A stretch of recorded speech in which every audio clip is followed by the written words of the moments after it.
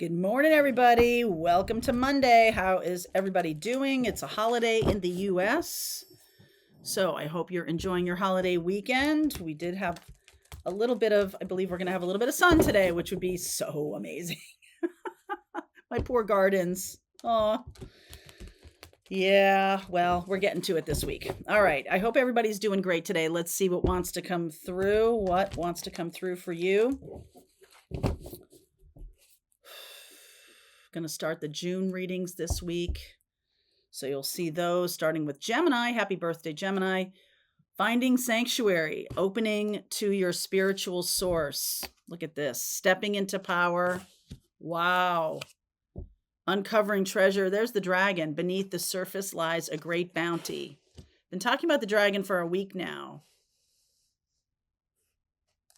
That's interesting. Cleansing waters. Purification activates a vibrant life force.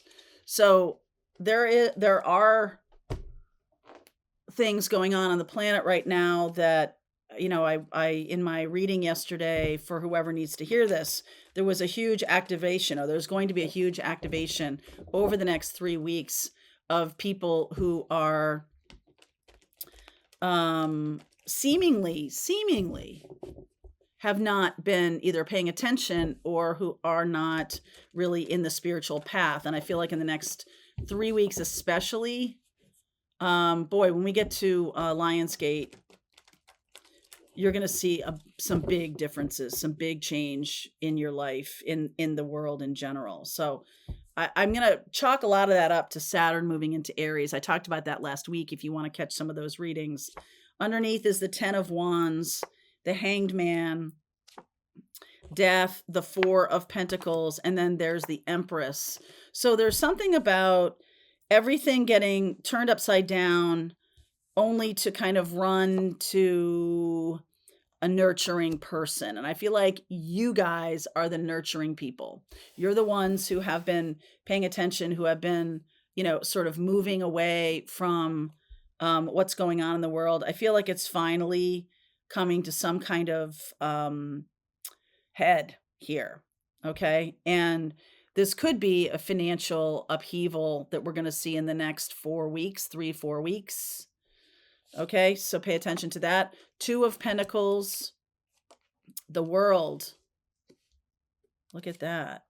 10 of Pentacles. Oh, I like it. A different kind of wealth or something like that. 5 of Swords, 3 of Wands. This is definitely more people waking up, more people flowing toward the spiritual collective. I have seen this about us kind of coalescing into some kind of communities. I'm definitely seeing that. Queen of Swords, Knight of Pentacles, people late to the party here, but that's okay. King of Cups, and the 3 of Swords. Some of you are going to be dealing with people who are like, oh my God, I can't believe that I believed all the gaslighting that was going on in the world. From a spiritual perspective here, we are going to be seeing some massive upheaval. Okay. And it is almost like Venus, or the energy of the divine feminine, is going to be important in the next phase. A really big importance of nurturing people, of helping people sort of navigate this new dynamic that we're in. Okay, and I feel like in the past these people may have chided you for your spiritual beliefs, or oh, really? Astrology is really going to tell you what to do? Like things like that. And then being like, oh my God, I really need you to tell me about that now. Oh my God, I wasn't listening before, but I sure am listening now. So, and okay. Okay. Queen of Swords. If you want to hear the truth, I'm going to tell you the truth, because that is where we are. And that may feel a little bit challenging to some of you who have had to stand up in the face of family or friends who just were like, oh, you like all that tarot stuff, and oh, what kind of craziness is all that? And I just feel like now you're stepping into this power. Okay. And this is definitely the divine feminine stepping into some kind of power. Okay. Because what we've been doing has brought us to this precipice. And whatever you've been doing with yourself, whatever you've been doing, I feel like a lot of you have shared with me that this has been kind of a lonely path. This has been kind of a difficult experience, which I agree. But there's also a sense of like nurturing oneself through that silence, or through that, those, I am very much feeling nurtured by my home and my space and my gardens and my, I feel very nurtured by that. And that is very divine feminine energy. Last week in Pathfinders, I talked about the from the profane to the divine, the feminine energy moving from the profane, which is basically the overgiving, the sense that your needs don't matter. That's a very low vibe feminine. Moving into the divine feminine, which is this Queen of Swords, which says no to some things, which says, I'm not going to continue to overgive and deplete myself. I need to put my needs first. I need to make myself a priority so that I can be strong, so that I can be this energy of Demeter. Okay. If Demeter doesn't plant and doesn't reap the harvest, then no one gets fed. Okay. So there's definitely something about that. And I also feel like there's something here about this back and forth energy. So the first card that comes up is this Two of Pentacles, which is like, was it this or was it that? Is it this or is it that? Am I in the right side of this, or am I in the wrong side of this? Am I in the enlightened group or am I not? And I feel like some of you have been gaslit for so long, that you're really, really willing to believe that you are not the ones in the spiritual leadership or something like that. Like you're not, it's almost like you're not wanting to believe that you are a healer, a teacher, a guide, a mystic, a shaman. It's almost like you don't want to believe that because that would be too egoic, right? Especially those of you who've dealt with families who've been denigrating you or trying to control you or trying to keep you down. They don't try to keep weak people down. Let me tell you that. They only try to keep people down who they are afraid of. And they're afraid of you because of your spiritual power. All right. I'm just going to say it straight up to you. They're afraid of you because of your spiritual power. This is about finding, the more we go through this, and I feel like this summer is going to bring us to this awareness of like, oh, wow, yeah, I am part of this leadership. I am part of this. Yes, I am. And, some of you know spiritual ego when you see it, right? People who are like, I'm the chosen one, but like, aren't really living that, or aren't really helping people or something like that. Like that's not their focus. And I can always tell that when someone doesn't want to do the work. So for example, I'm sure you've had this experience too. If you've been working on your spiritual gifts or anything like that, and someone comes to you and they're like, oh, I have all these spiritual gifts.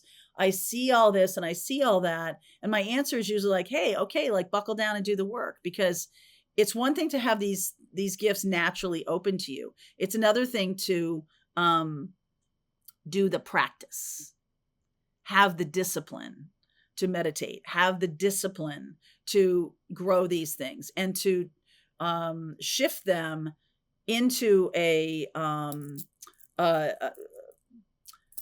something that will help people versus just this thing that randomly happens. We don't know when it's happening or anything like that, but shifting into a spiritual practice is the way you're going to harness these gifts. And whenever someone asks me about harnessing it, I know a couple of years ago, I remember quite a few people asking about that. And it was sort of like, well, do the practice. And then there was a sense of like, that seems like my family's way was always to punish me. It seems like you're trying to punish me by making me do a spiritual practice. And I was like, really? Am I doing that? I don't think I'm doing that. I think what I'm saying to you is that when gifts open up to you, it is your responsibility. That's what gratitude is. When something opens up for you and you take it seriously enough to honor it, right? You're taking it seriously enough to honor it and to do the meditation and to do the whatever you're feeling drawn to do the practicing, to do the work of it. Also, there's doing the work of this idea of being gaslit. And so I don't believe in my gifts, or I don't believe that this is possible. And like being willing to call it out, being willing to say, hey, you know what? I was gaslit all this time because these people were nervous and they were threatened. They were threatened. And so they had to kind of contain you and make you think you're not really having these spiritual gifts. Like this is like, it's not a thing. They're doing that because they feel threatened. And I feel like you may have people around you who are reflecting this back to you. So there may be soulmate energy around you who are either going through a similar kind of experience that they've been gaslit or they've been part of this. And you're, definitely twin flame mirrors to each other. They don't have the same experience exactly, but there's something about the experience that's like, wow, me too. Okay. It could look different to other people, but when you're in the spiritual awareness of how energies on this 3D planet try to squash spiritual awakening, when you're aware of that and you're stepping into your power, a lot of people who are threatened by that are going to try to squash that. And if you're having these kind of awakening moments and you're like, wow, I've got all these kind of gifts and all this kind of stuff, and you really lean into them, lean into practicing and getting, finding a teacher, doing some kind of practice, taking it seriously, really being disciplined in that way, it's going to open up for you more and more and more. And I feel like I didn't kind of really know that until just recently, that it was really important, in order to honor these gifts, you got to take them seriously. And then the second part of that is being seen as someone who has the gifts. You're going to have people who are going to try to make you believe that that's egoic.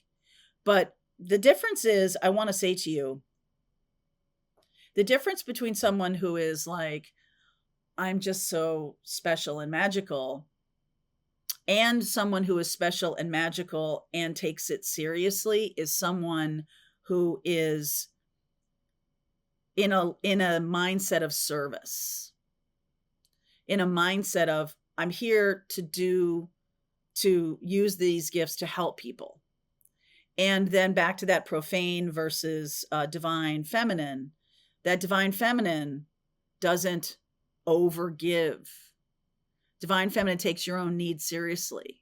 Okay. Your needs to be like, okay, I got to shut this down. When I not walking around wide open all the time, taking it seriously, filling your own cup.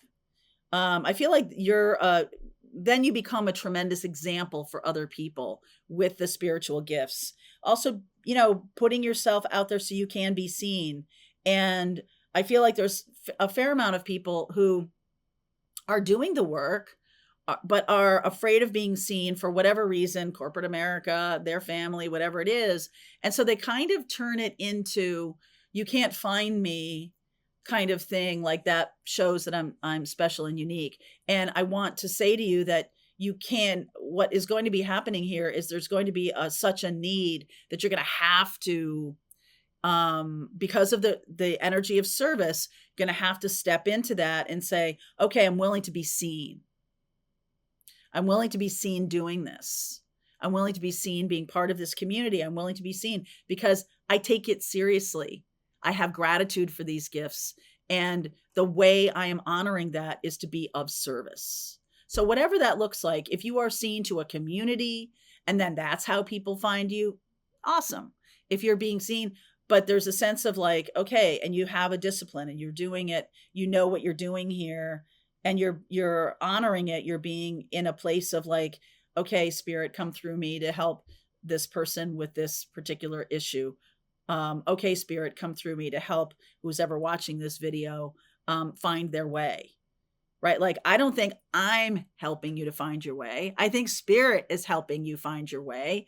And I just happen to be a channel through which that information flows. I think that's awesome. And I honor that.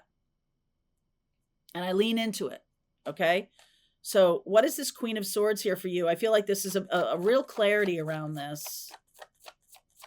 This particular issue as a real clarity. Yep. 9 of Swords, the Page of Cups, the Sun, and the Lover's card. So this is a pointed shift in how you have been thinking, because this was how it was, being told you're not someone who has any gifts or whatever. I mean, the thing is, let's look at what's coming on the planet.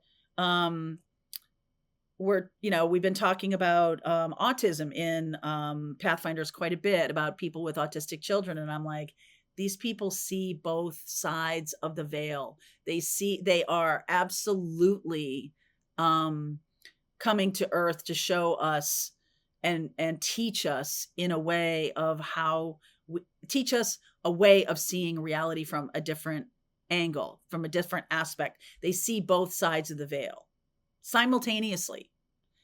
And that is going to be revered. That language is something that we will need to learn.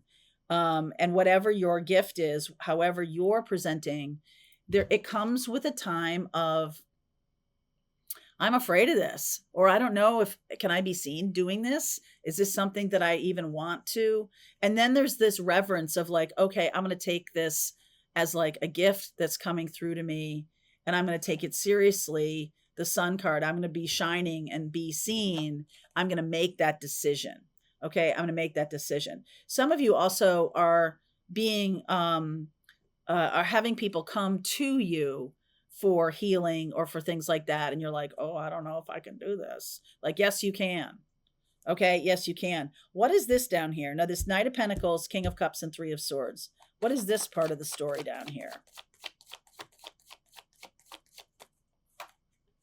4 of Swords, Emperor, Strength, and the 7 of Swords. This is divine masculine energy, moving out of egoic, seeing the secrets for what they are. Okay. The 7 of Swords is about secrets and things behind the scenes, and really being able to kind of put some discipline themselves towards stepping from King of Cups into being the Emperor, into being this powerful, energetic presence with the divine feminine, Emperor and Empress here. There might be some kind of, let's see, there might be some, for some of you, this is kind of an offshoot. This might be part of another storyline coming through here, but the divine masculine who has honored their path. It's almost like they're killing the old masculine. That was King Agamemnon. They're like killing the old masculine to step into this power. There's a lot of healing going on here. And then there's almost like a secret passage to the new beginning. It's like he steps through this door and away from the rough. This is like, look at everything around him. Look at all the ruins around him.